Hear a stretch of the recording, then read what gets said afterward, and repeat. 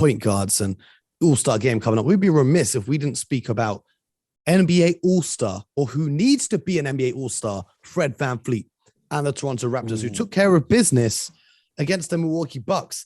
They really have the Bucks number. I think not just their size in the team that Masai Ujiri tries to create, but Nick Nurse coaching-wise is a real problem for Giannis. They don't want to see them in a playoff series. Not that the Raptors would win. They could, but they just are a very bad matchup for Giannis and the Bucks, even though the Bucks started off the game on Saturday night on a fantastic run. The Raptors got right back into it. And that was without a couple of their key pieces. So I'm looking at this Toronto team. They've had a nice little run of form. They've crept their way back into the playoff positions. They're currently at the 8th seed. They've gone 7-3 over the last 10 games. And Masai has built, we've spoken about this on our Sky show.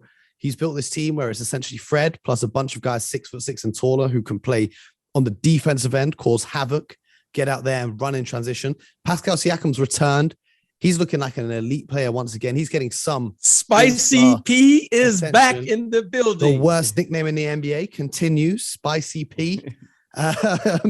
He's back, and not only are the Raptors sneaking into playoff contention, they're looking to solidify their roster to try and push further up. There's rumors that they're going after Jakob Poeltl, former Toronto Raptor, now with the San Antonio Spurs. If you remember, he was with DeMar DeRozan in that trade for Kawhi Leonard. They want to bring him back. Poeltl's been doing great things in San Antonio, and not many people watch San Antonio, but he's been playing fantastic basketball.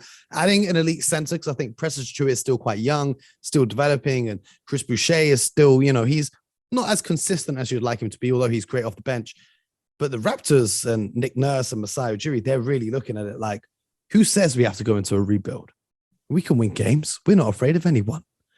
What are you seeing from the 6 up there in the North? Well, the first thing, let's talk about Fred VanVleet for just a little bit. Freddie. Freddie is an all-star, and I hope he becomes an all-star and get the individual recognition that he deserves this year, because he has been playing terrific basketball. He's averaging roughly 22 points a game, 5 assists, 6.5 assists, and about 5 rebounds a night. And he's making big shots. He's making big shots when it counts. He's making big one, and he's really made the transition of losing an all-star guard like Kyle Lowry, a smoothless transition. I mean, he stepped up, and he stepped up big. And he's way better than Kyle Lowry right now. Yeah, Kyle Lowry's got a lot of miles on that body. He's all the time, doesn't miss anyone. But I'm just saying that the Raptors aren't mad that Kyle Lowry left. They can't be mad because Freddie has filled that. He's filled that gap that Kyle Lowry left in the team. A lot of times players leave teams, and there's clearly, there's clearly a gap. Like I look at the Celtics this season, and Gordon Hayward being that playmaker, doing a little bit of everything, being that third option. They haven't got a guy that's come in and replaced him. You look at other teams who have had guys walk, and they can't replace them. Whereas Fred has stepped up. And my favorite thing about Freddie is his slogan, his catchphrase is bet on yourself. And that's what he does. Right. And that's what he's doing.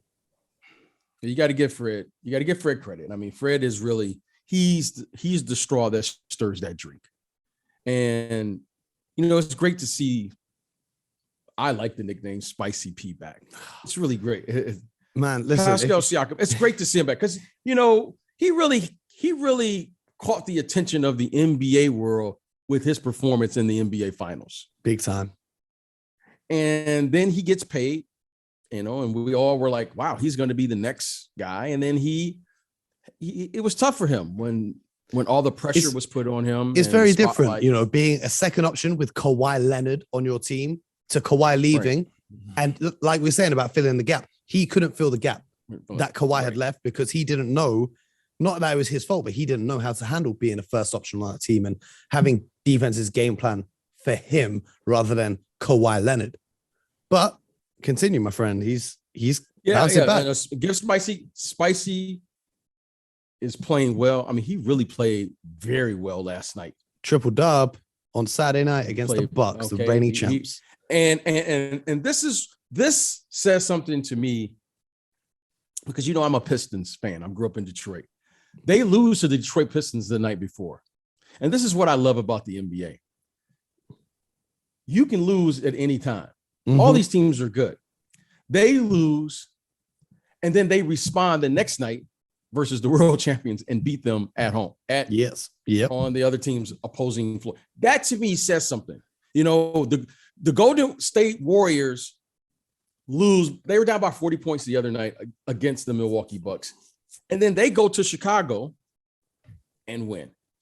Toronto, to me now, I know that this team has what I call basketball character. There's something there in them. I really respect that. You lose a game against a team you probably should beat, and then you come back and respond. You regroup. You don't point the fingers. So that to me shows that they have basketball character. Well, then let's give a shout out. I want to give a quick shout out to your man, OG. Oh, I was just about to get onto him. I want to give a shout out to OG because OG is the glue. He just does he plugs in. You know, you need him to guard somebody, he does it. You need him to make a three, he does that. You know, he reminds me of Andre Iguodala. He just plugs in. Yeah. He just plugs in. He just plugs in everywhere, does a little bit of this, a little bit of that.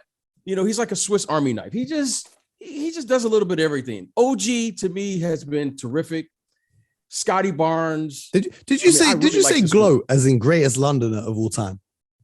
Oh, is that what you said? Is that what you said? Glue? No, I didn't say that. I'm gonna have Luol Deng on the phone. I said glue.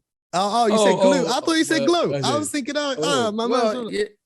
you know, we got to put some respect on the OGs. But what I love about OG, you know, that's my guy, is in the third option role. Because obviously, when Siakam was out and at the start of the season, he was their main guy, and he's taken a while to adjust. But now Freddie's playing like an all-star. Pascal's come back playing elite basketball as that third option. I was just reading Kevin Garnett's book, and he talks about why having a big three just makes sense on a basketball court due to double teams.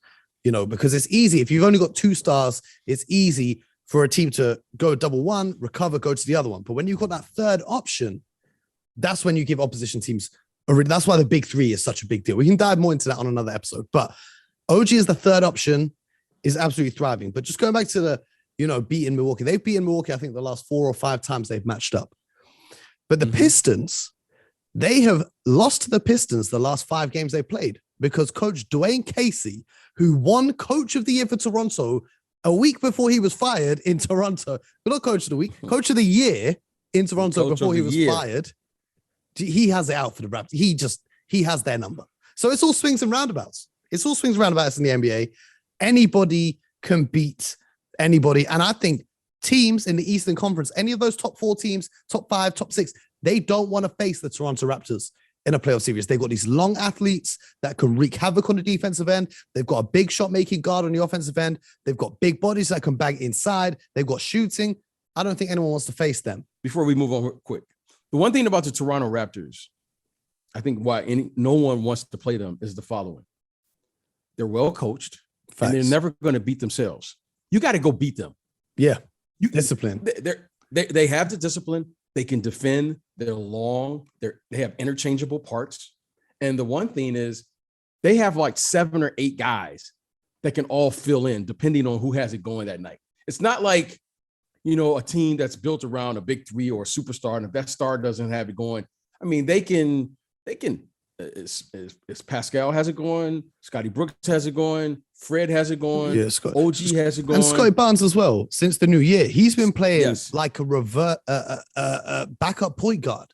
He's been handling the ball, being more of a playmaker. He's a young Scottie Pippen. He reminds me so much of Scottie Pippen. It's ridiculous. This goes back to what we always talk about with Masai and the way he's trying to change basketball by bringing in these super athletic big teams where it's going away from small ball now. But